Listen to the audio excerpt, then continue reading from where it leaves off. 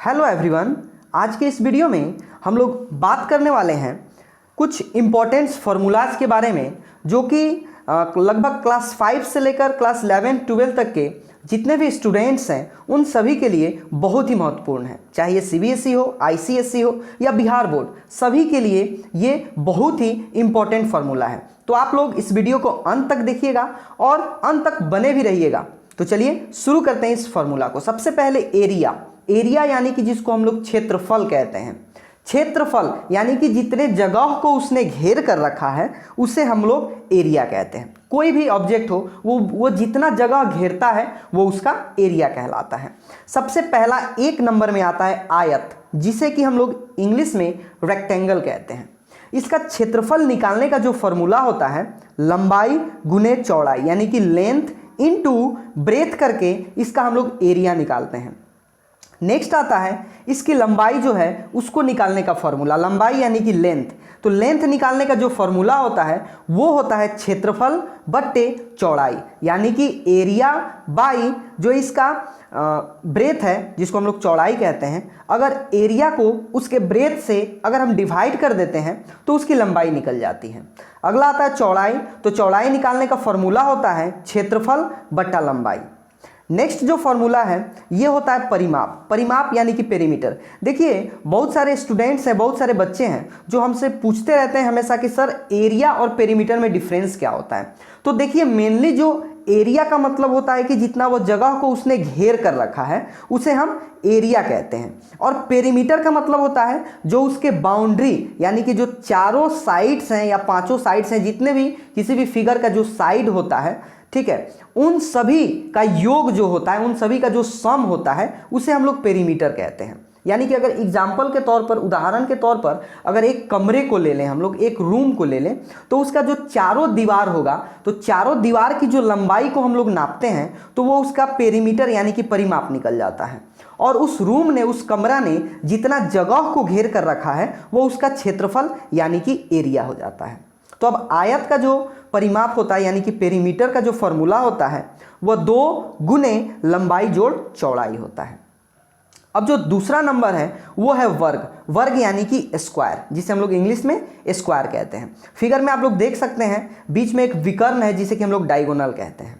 इसका पहला फॉर्मूला है क्षेत्रफल यानी कि इसका एरिया निकालने का फॉर्मूला। तो एरिया निकालने का फॉर्मूला होता है साइड इनटू साइड, यानी कि भुजा स्क्वायर भी इसको लिख सकते हैं।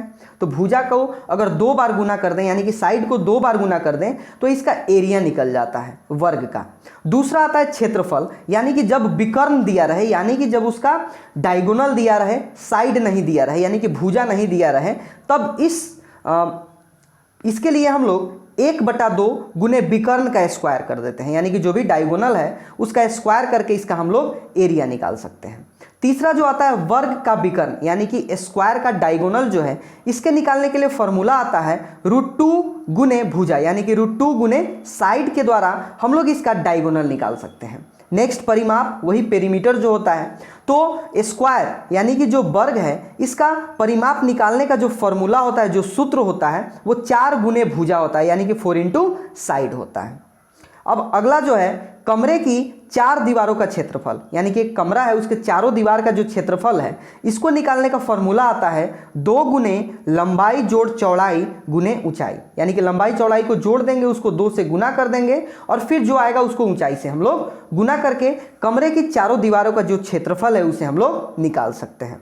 अब अगला आता है त्रिभुज, जिसे कि हम लोग ट्राइंगल कहते हैं, यानी कि वैसा बंद फिगर जिसमें 3 कोण होते हैं, 3 साइड होते हैं, उसे हम लोग ट्राइंगल कहते हैं।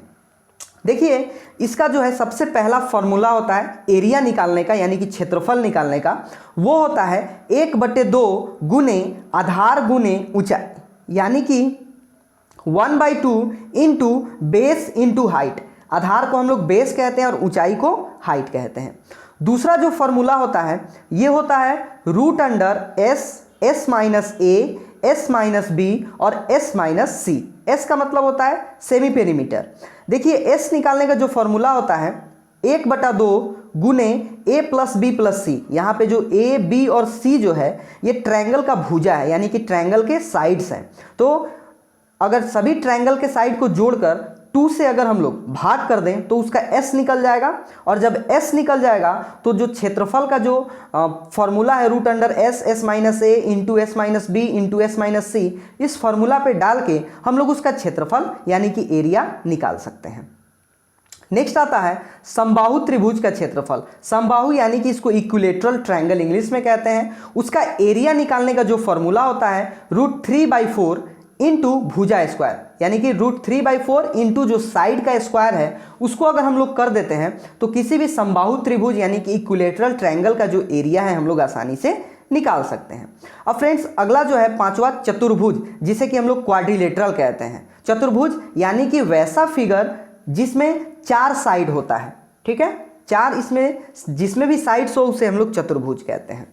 अब इसमें सबसे पहला आता है समानांतर चतुर्भुज का क्षेत्रफल, ठीक है, यानी कि जो नॉर्मल जो चतुर्भुज होता है जैसे कि आपका रेक्टेंगल हुआ, इन सब का निकालने का जो फॉर्मूला होता है आधार गुने ऊंचाई यानी कि बेस इनटू हाइट। इसके द्वारा हम लोग समानांतर चतुर्भुज, इसमें पैरेललोग्राम भी आ जाता है, ठीक है, इसका हम लोग क्षेत्रफल यानी कि एरिया निकाल सकते हैं। अब समानांतर चतुर्भुज के बाद अगला जो है वो आता है समचतुर्भुज। इसका क्षेत्रफल निकालने का जो फॉर्मूला होता है 1/2 गुने विकर्णों का गुणनफल। विकर्ण यानी कि डायगोनल, 2 डायगोनल होता है चूंकि, तो दोनों डायगोनल को गुना करके और उसको 2 से अगर हम लोग भाग कर देते हैं तो ये समचतुर्भुज का क्षेत्रफल निकल जाता है। अगला जो है छठा नंबर, ये आता है समलंब चतुर्भुज, जिसे कि हम लोग इंग्लिश में ट्रेपेजियम कह सकते हैं। फिगर में आप लोग देख सकते हैं इसमें ऊपर और जो नीचे है ये दोनों पैरेलल हैं एक दूसरे के। इसका क्षेत्रफल निकालने का फॉर्मूला होता है 1/2 गुने समानांतर भुजाओं का योग गुने उनके बीच की दूरी, यानी कि 1/2 into sum of parallel side into distance between them, ठीक है, ये इसका क्षेत्रफल निकालने का फॉर्मूला होता है समलंब चतुर्भुज यानी कि ट्रेपेजियम का। अगला और सबसे अंतिम आता है वृत्त, जिसे कि हम लोग सर्कल कहते हैं।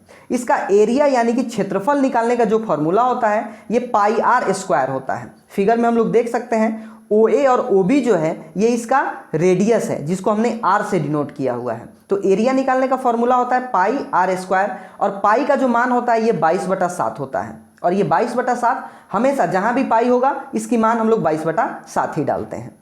नेक्स्ट आता है वृत्त की परिधि, यानी कि अब देखिए परिधि को हम लोग इंग्लिश में सरकमफ्रेंस कहते हैं। सरकमफ्रेंस यानी कि वृत्त का जो चारों तरफ से, जैसे कि बाकी फिगर में जो पेरीमीटर होता है, जो परिमाप होता है, वही सर्कल में परिधि होता है, यानी कि सर्कल में वही जो होता है सरकमफ्रेंस होता है। जो पेरीमीटर कहिए या इसको सरकमफ्रेंस कहिए, दोनों एक ही चीज है। तो वृत्त का जो परिधि होता है यानी कि जो सरकमफ्रेंस होता है, इसका निकालने का जो फॉर्मूला होता है वो 2 इंटू पाई इंटू आर होता है, यानी कि 2πr होता है।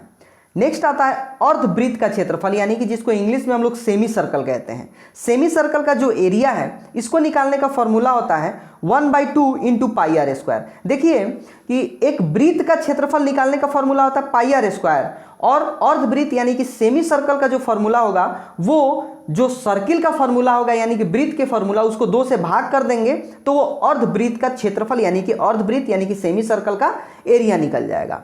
उसी तरह से अर्धवृत्त की जो परिमिति होती है, जो सरकमफ्रेंस होता है, ये होता है πr+2r।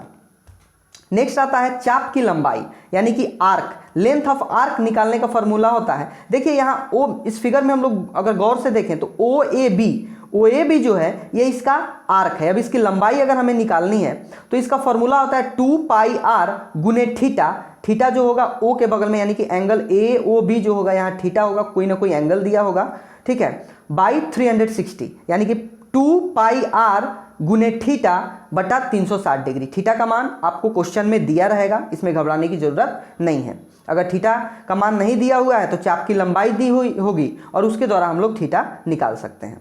अगला आता है वृत्तखंड AOB का क्षेत्रफल। फिगर में देख सकते हैं AOB, यानी कि AOB ने जितना जगह को घेर कर रखा है उसका अगर हमें एरिया निकालना है तो इसका फॉर्मूला होता है 1/2 इंटू चाप AB यानी कि आर्क AB इंटू R, या इसको यूं कहें कि πr² थीटा बाई 360 डिग्री यानी कि 360 डिग्री। इस फॉर्मूला के द्वारा हम लोग ये जो वृत्तखंड है AOB यानी कि AOB जो फिगर में आप देख सकते हैं उसने कितने जगह को घेर कर रखा है, कितना इसका एरिया है, इसको हम लोग आसानी से निकाल सकते हैं।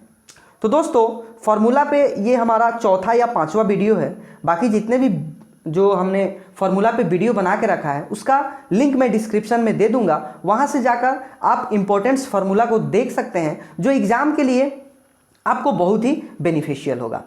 तो इस वीडियो में बस इतना ही, मिलेंगे हम लोग अपने अगले वीडियो में किसी दूसरे टॉपिक के साथ। तब तक दोस्तों आप हमारे इस चैनल पर बने रहिए और हमारे वीडियो को देखते रहिए। दोस्तों अंत तक हमारे इस वीडियो पे बने रहने के लिए आपका बहुत बहुत धन्यवाद। तो मिलते हैं अगले वीडियो में, तब तक के लिए जय हिंद।